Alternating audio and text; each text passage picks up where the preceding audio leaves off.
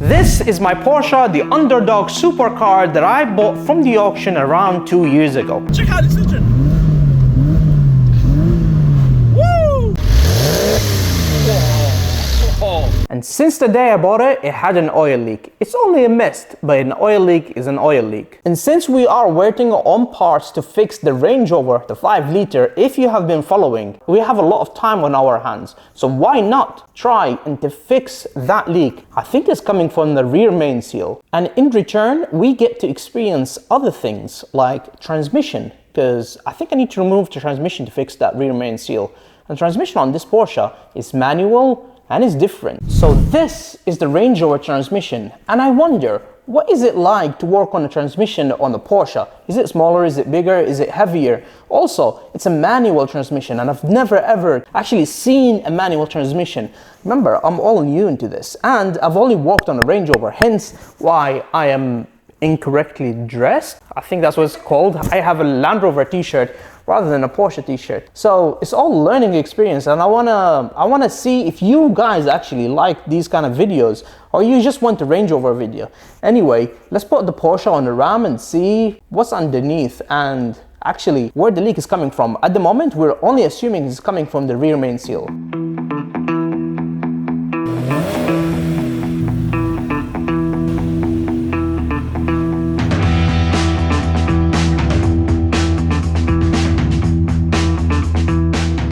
So the oil leak looks like it has gotten a lot worse. It's about that much. It used to be a coin, and now it's getting a lot worse. Hence, I think that's why we should actually fix it. It's so interesting how this Porsche looks super small comparing to the Range Rovers that we've been working on this Ram. This Ram is, as obviously you can tell over there, it says 4,000 kilogram. That means 4 ton. So it can take 4 ton. However, this car, I don't know, maybe 1.5 ton this car, maybe less, I'm not too sure.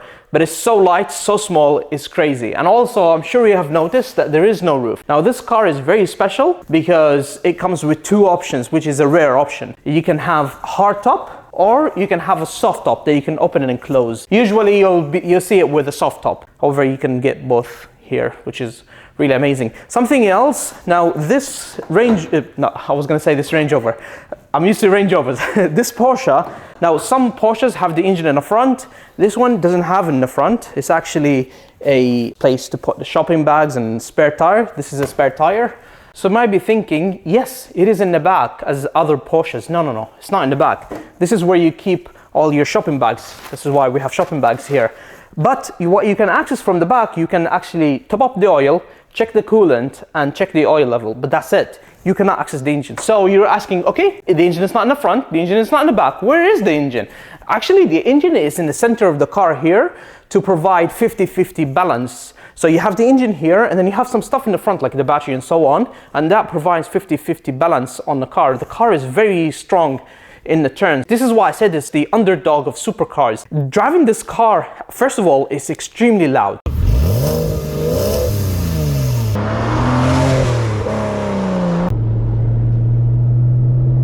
Second of all, it's really fast around the corners. The engine is here under this soft top, and you have to remove the soft top to access the engine. However, obviously everything I'm saying now is to include the service and so on, but we're not servicing the car today. We are actually working on the engine leak.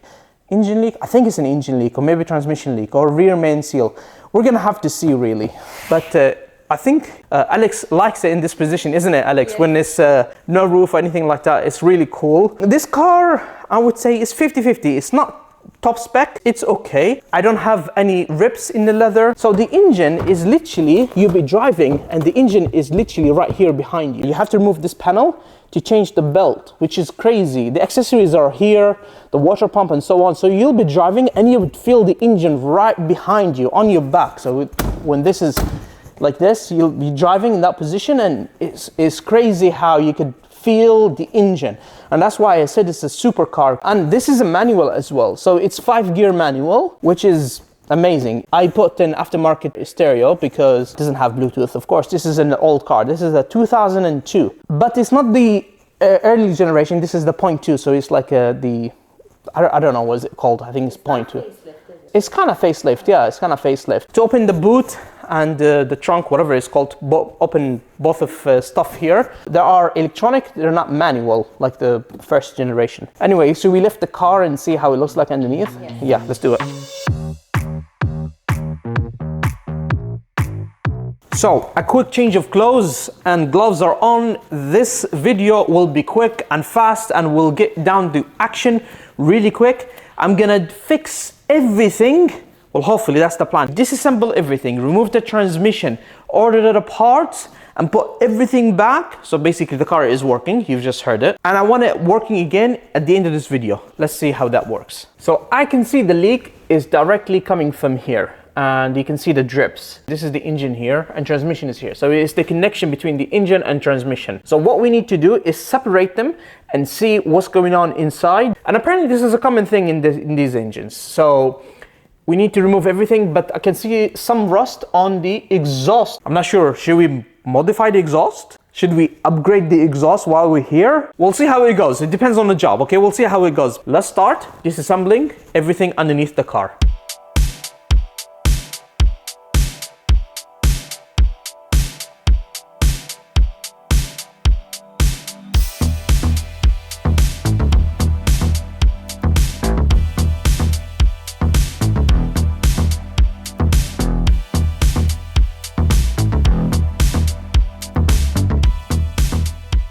Today is the second day we were working on this. Last night it was extremely difficult to remove the drive shafts. The bolts on them completely rusty and rounded. I had to drill them out and use an extraction tools to take one bolt at a time, and it took forever.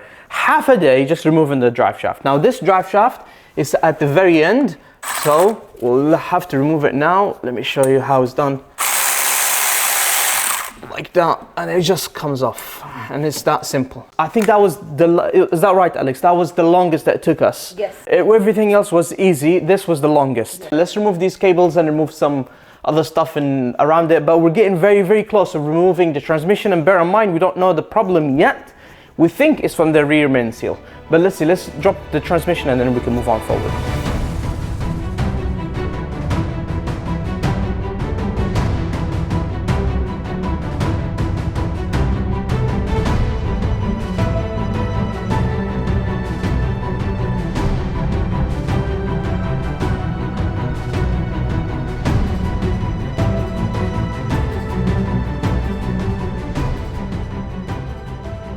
So now it's time to remove the transmission bolts that is connecting to the engine, obviously. They are very rusty, very hard to get to, but we'll get it sorted, and then after that we have a split.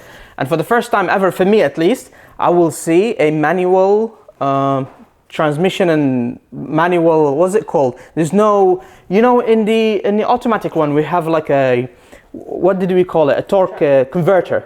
Yeah, in this one you will not have a torque converter. It's just a clutch and a lot of equipment. I don't know what they call the clutch, and like a flywheel and stuff like that, that, you know, it's different for the manual. And it's so small, it's so tiny here. Apparently you can lift it on your shoulder, but I'm gonna use the jack anyway. Note how dirty my clothes are. It's because here is very grimy. It's the mix of transmission fluid, maybe, or maybe engine oil with dirt turning to muddy, weird combination of just dirtness. Let's continue.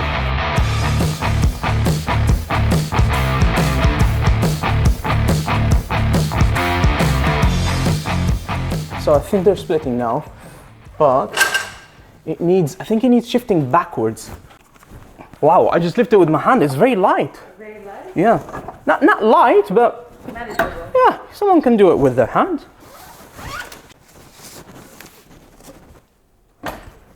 It's going places. Is it going? What? All of it? I think so. No way. Is it? Yep. Really? You ready? Yeah. Okay. That's so scary. Oh my god. Done. What? We did it! Since I got this car, I've wanted to do this. Wow. That's a clutch assembly. And behind it is the flywheel. That's a flywheel. When you press on the clutch from the back, remember something I removed? From the back, it presses on this, and this goes up, like down like this, or forward, sorry. and it presses on this clutch system and then engages gears. Wow. Or engage the gearbox, sorry, to the crankshaft, which makes the engine move basically. Oh, sorry, makes the car move. Wow. But I can see the oil here. Oh, it's definitely coming from inside, Alex. 100% is coming from the inside. So we need to disassemble this. I don't know how, but let's see how. Let's disassemble this and then we can move forward. Look how small it is. I've wanted to do this for so long, I can see oil inside. Apparently you're not supposed to smell this. This is very bad. Let's continue disassembling. I'm looking forward.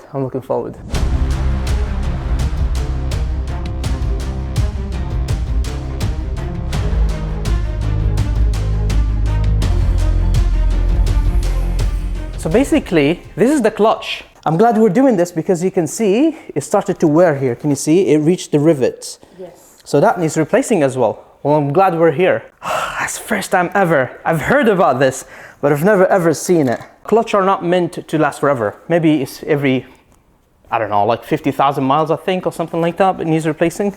Maybe more, maybe less. I don't know. Actually, if you do know, make sure you comment down below. But let's move on to the flywheel. I'm very excited. Let's put it down.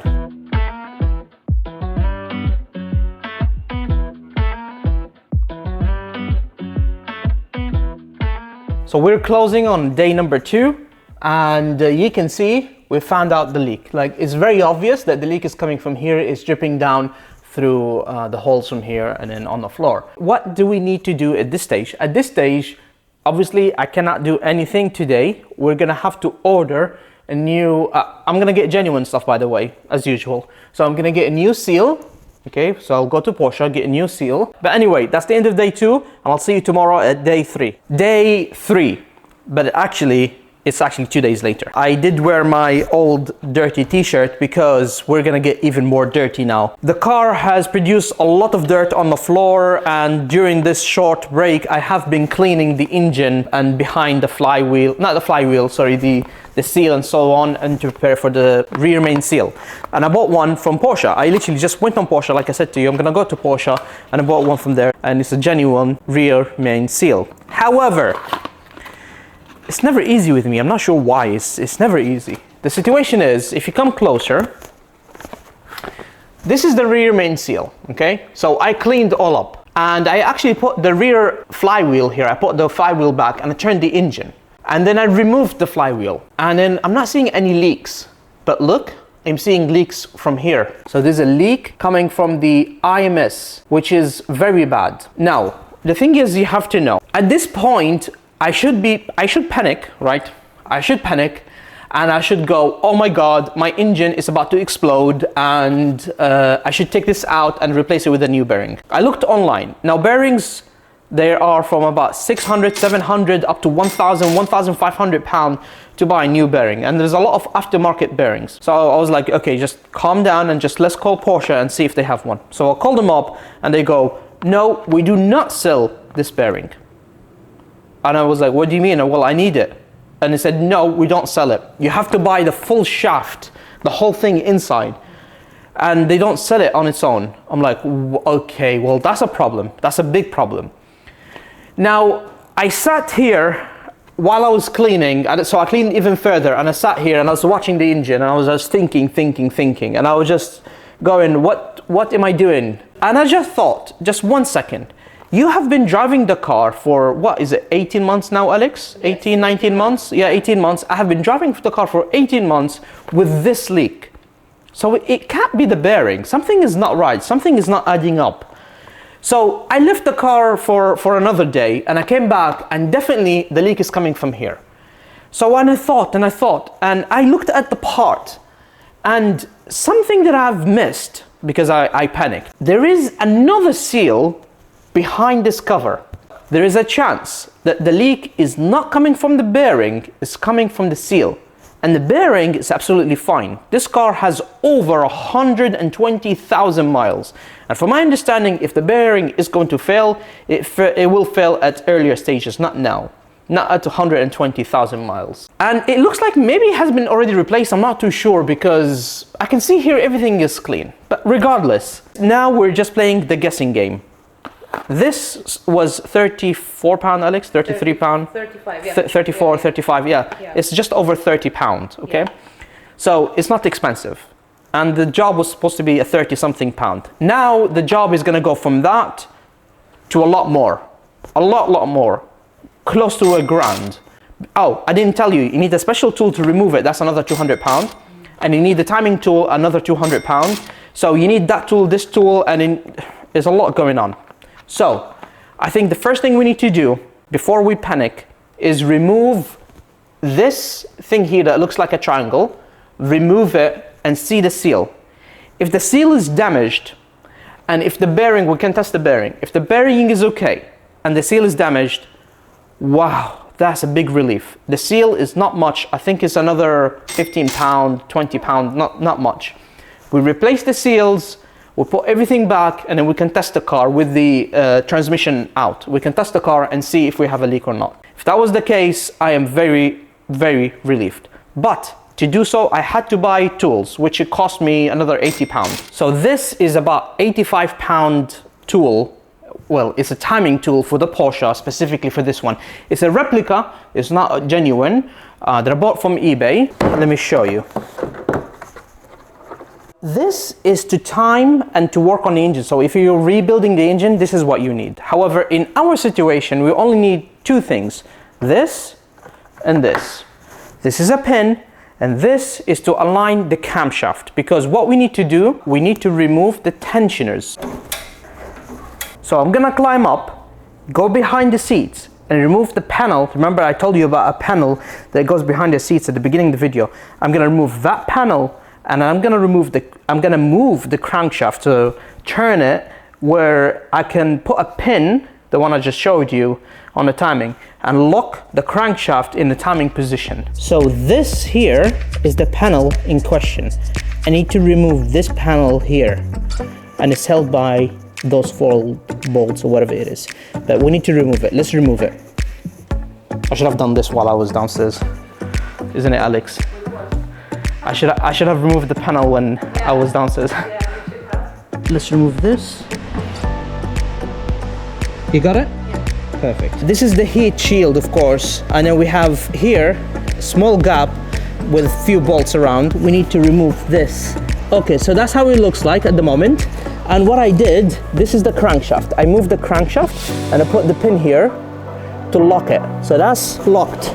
This is how the engine looks like, by the way. It's cool, isn't it? But yeah, let's go underneath the car and do some more work.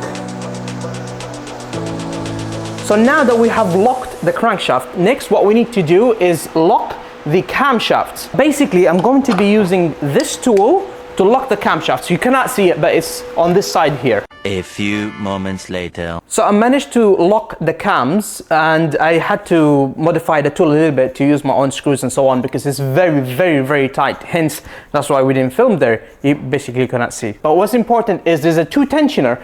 In the Range Rover, actually there are 2 tensioners also in the Range Rover. This one has 3, but we need to remove only 2 because that's what we're concerned. There's one here and there's one on the other side. So let's remove them slowly, and they look different than the Range Rover, by the way. So let's remove them, and then I'll show you how it looks like. So I forgot to drain the oil.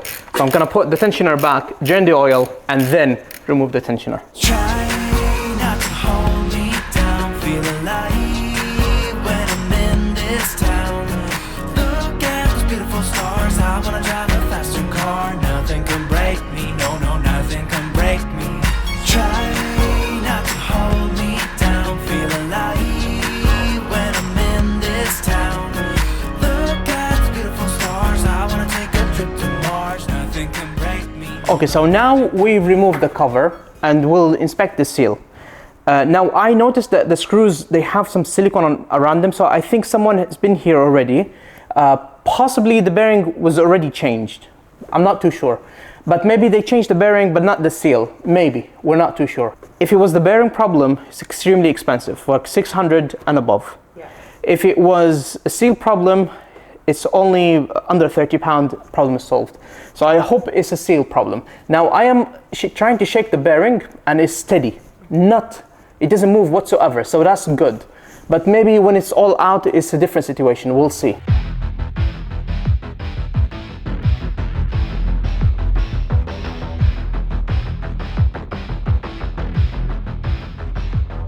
It doesn't move up and down, it doesn't move left and right, but it turns very smooth. So all we have to do is replace this seal, and I think I noticed there's another seal here inside. We replace this seal, which is not expensive, by the way. I've already searched it. If I need to replace this and order the parts, they'll be here next week, and we will not be able to release a video this weekend. And I know you guys get really upset if I don't release every week, every Sunday. So I'm gonna have to release a very short video, and maybe to some of you, you're gonna say, oh, well, we haven't done anything. But for me, I've done a lot, I've learned a lot. And with that in mind, guys, I thank you very much for watching this video. If you have enjoyed it, make sure you hit the like button, subscribe for future videos. We need to fix this one, and I'll see you on the next one. Bye-bye.